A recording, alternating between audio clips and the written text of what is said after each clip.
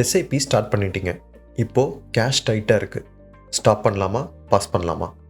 இந்த வீடியோவில் ஒரு சிம்பிள் 3 கொஸ்டின் டிசிஷன் ட்ரீயை யூஸ் பண்ண போகிறோம். இந்த 3 கொஸ்டினுக்கு ஆன்சர் பண்ணிங்கன்னா உங்கள் சுச்சுவேஷனுக்கு எக்ஸாக்டாக என்ன சொல்யூஷன்னு தெளிவாக தெரிஞ்சிடும். நம்ம இதுக்கு முன்னாடி வீடியோ எஸ்ஐபி ஸ்டாப் செக்லிஸ்ட்டில் எஸ்ஐபி ஸ்டார்ட் பண்ணுறதுக்கு முன்னாடி என்னென்ன ப்ரிப்பேர் பண்ணணும்னு டீட்டெயிலாக டிஸ்கஸ் பண்ணோம். ஆனால் ரியல் லைஃப்பில் எஸ்ஐபி ஸ்டார்ட் பண்ணதுக்கு அப்புறம் என்ன நடக்குது? எமர்ஜென்சி ஃபண்ட்லாம் பர்ஃபெக்டாக வச்சுட்டு தான் எஸ்ஐபி ஸ்டார்ட் பண்ணீங்க.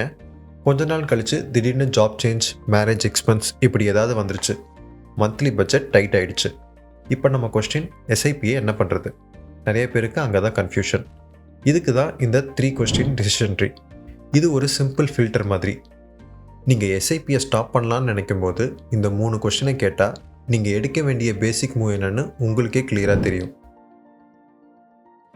ஃபர்ஸ்ட் கொஸ்டின், இது ரியல் கேஷ் ப்ராப்ளமா இல்லை பியூர் மார்க்கெட் ஃபியரா? நியூஸ், யூடியூப் தம்ப்நெயில்ஸ் எல்லாம் கிராஷ்னு சொல்லுது. போர்ட்ஃபோலியோ ஓப்பன் பண்ணி பார்த்தா எல்லாம் ரெட். ஸோ இதெல்லாம் பார்த்து பயமாக இருக்குது. ஆனால் உங்கள் இன்கம்லேயோ பட்ஜெட்லேயோ சீரியஸான கேஷ் ப்ராப்ளம் எதுவும் இல்லைன்னா இந்த கேஸில் நம்ம ரூல் ரொம்ப கிளியர்.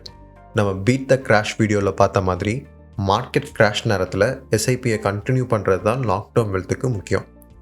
மார்க்கெட் கிராஷ்னா buying opportunity. Don't stop SIP. Courage இருந்தால் ஸ்மால் டாப்அப் கூட பண்ணலாம். ரியல் கேஷ் ப்ராப்ளம் இருந்தால் அடுத்த கொஸ்டினுக்கு போங்க. அடுத்த கொஸ்டின், உங்களோட கேஷ் கிரைசிஸ் எவ்வளோ நாள் நீடிக்கும்? இது 1லேருந்து 6 மாதத்துக்குள்ளே சால்வ் ஆகிற மாதிரி டெம்ப்ரவரியான கிரைசிஸா?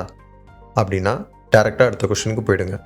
இல்லை 6 மாதத்துக்கு மேலே இருக்கிற மாதிரி சிவியரான கிரைசிஸா? ஃபார் எக்ஸாம்பிள் ஜாப் லாஸ் இல்லை லாங் கரியர் பிரேக் மாதிரி ரேர் சுச்சுவேஷன்ஸில் ஸ்ட்ராட்டஜிக் ஸ்டாப் வித் ரீஸ்டார்ட் பிளானை கன்சிடர் பண்ணலாம். இங்கே கூட முக்கியமானது ரீஸ்டார்ட் தான்.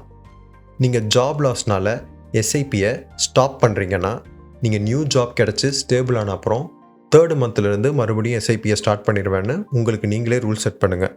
அந்த தேதிக்கு 1 மாதத்துக்கு முன்னாடியே ஃபோனில் எஸ்ஐபி ரீஸ்டார்ட்னு ரிமைண்டர் வைங்க.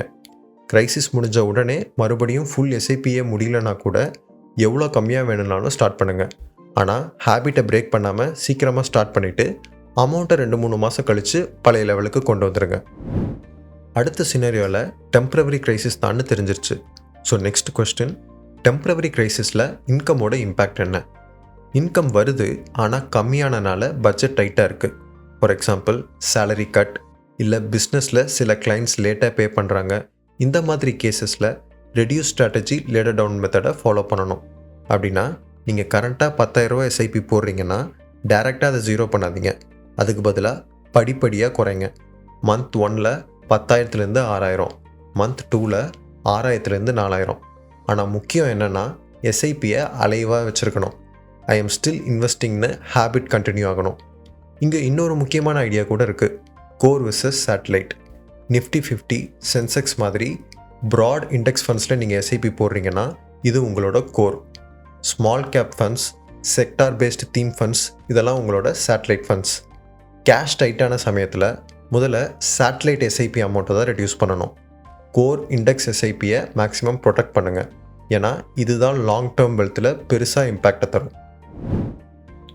ஸோ கடைசி சினாரியோ டெம்ப்ரவரி க்ரைசிஸ் தான், ஆனால் 0 income. Scenarios like job change அப்போ இருக்கிற கேப், அன்பெய்ட் லீவ், அந்த மாதிரி சமயத்தில் நமக்கு சேலரியே வராது. இப்போ நம்ம மெயின் ப்ரையாரிட்டி பேசிக் எக்ஸ்பென்சஸ் ப்ளஸ் எமர்ஜென்சி ஃபண்டை ப்ரொடெக்ட் பண்ணுறது தான்.